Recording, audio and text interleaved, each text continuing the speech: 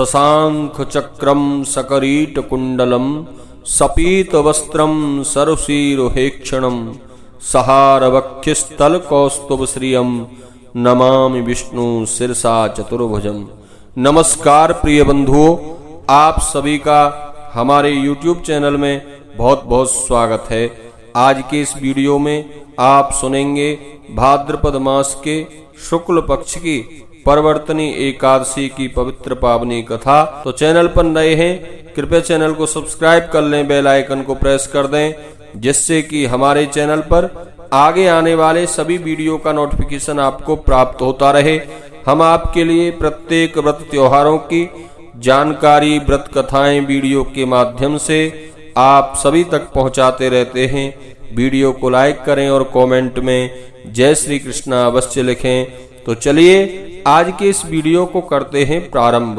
बोलिए विष्णु भगवान की जय, एकादशी महारानी की जय। बंधुओं, धर्मराज युधिष्ठिर ने भगवान वासुदेव से पूछा, भगवान कृपा करके यह बताइए कि भाद्रपद मास के शुक्ल पक्ष की एकादशी का क्या नाम है और इसके व्रत को करने से क्या फल प्राप्त होता है। भगवान कृष्ण बोले, धर्मराज, भाद्रपद मास के शुक्ल पक्ष की एकादशी को परवर्तनी एकादशी कहते हैं। इसको जयंती एकादशी, वामन एकादशी और पद्मा एकादशी के नाम से भी जाना जाता है। इसका नाम परवर्तनी इसलिए है कि इस दिन भगवान शयन करते हुए करवट बदलते हैं, और वामन एकादशी इसलिए कहते हैं कि इस दिन वामन भगवान की पूजा अर्चना की जाती है। यह एकादशी सब पापों को नष्ट करके स्वर्ग प्रदान करती है। अब मैं इस एकादशी से संबंधित महात्म्य को बता रहा हूँ। इस एकादशी का व्रत करने से वाजपेय यज्ञ का फल मिलता है, बल्कि उससे भी अधिक इस दिन जो कोई वामन भगवान की पूजा अर्चना करता है उसे तीनों देवताओं ब्रह्मा, विष्णु और महेश की पूजा का फल प्राप्त हो जाता है। जो व्यक्ति इस व्रत को कर लेते हैं उनके लिए और कुछ भी करने के लिए शेष नहीं रहता। इस एकादशी को करवट बदलने की बात सुनकर युधिष्ठिर ने श्री कृष्ण भगवान से पूछा, भगवान, मैं यह जानना चाहता हूँ कि भगवान किस प्रकार शयन करते हैं और करवट बदलते हैं। मैं यह भी जानना चाहता हूँ कि उन्होंने राजा बलि को क्यों बांधा और वामन बौने का रूप बनाकर क्या क्या लीलाएं की, चातुर्मास की विधि क्या है और भगवान के शयन करने की उस समय सीमा में संसारी मनुष्यों को क्या करना चाहिए, यह भी मैं जानना चाहता हूँ। वह सब आप बताकर मुझे कृतार्थ कीजिए। बंधुओं, भगवान श्री कृष्ण ने बताते हुए कहा, कुंती नंदन, अब मैं तुम्हें इस एकादशी से संबंधित सब पापों को नाश करने वाली कथा सुना रहा हूँ। ध्यान पूर्वक सुने।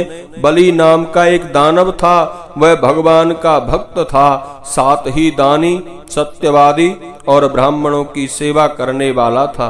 सदा यज्ञ एवं तपस्या करता रहता था। उसकी भक्ति और जप तप का प्रभाव इतना बढ़ गया कि इंद्रासन पर बैठकर स्वर्ग पर राज्य करने लगा। इंद्र आदि देवता इस बात को सहन नहीं कर सके, तो वे भगवान के पास गए और अपनी समस्या उन्हें बताई। देवताओं का उद्धार करने के लिए भगवान ने वामन का रूप धारण किया।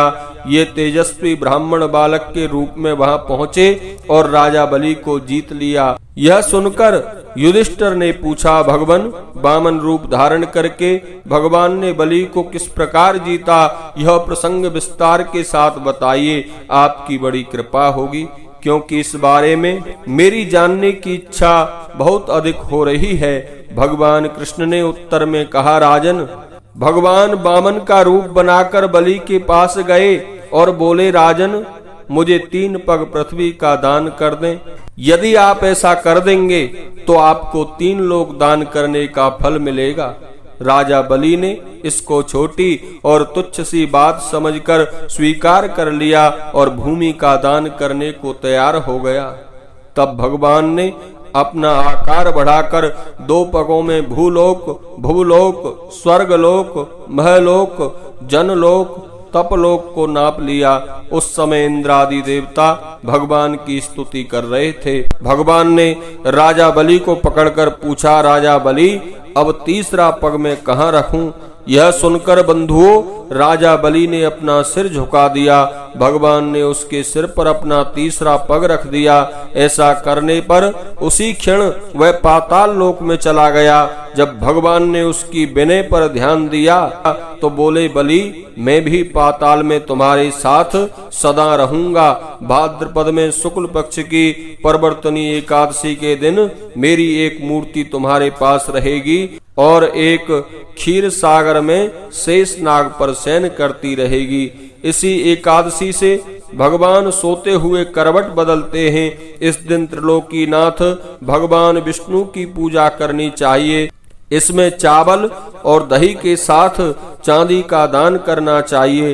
रात्रि जागरण भी करना चाहिए। इस प्रकार इस एकादशी का व्रत करने से मनुष्य के सभी पापों का नाश हो जाता है और इससे स्वर्गलोक की प्राप्ति होती है।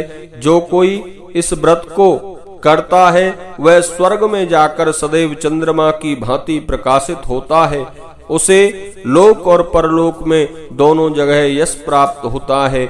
जो पापों का नाश करने वाली इस कथा को सुनते हैं उन्हें अश्वमेध यज्ञ करने का फल मिलता है। बोलिए विष्णु भगवान की जय। एकादशी महारानी की जय।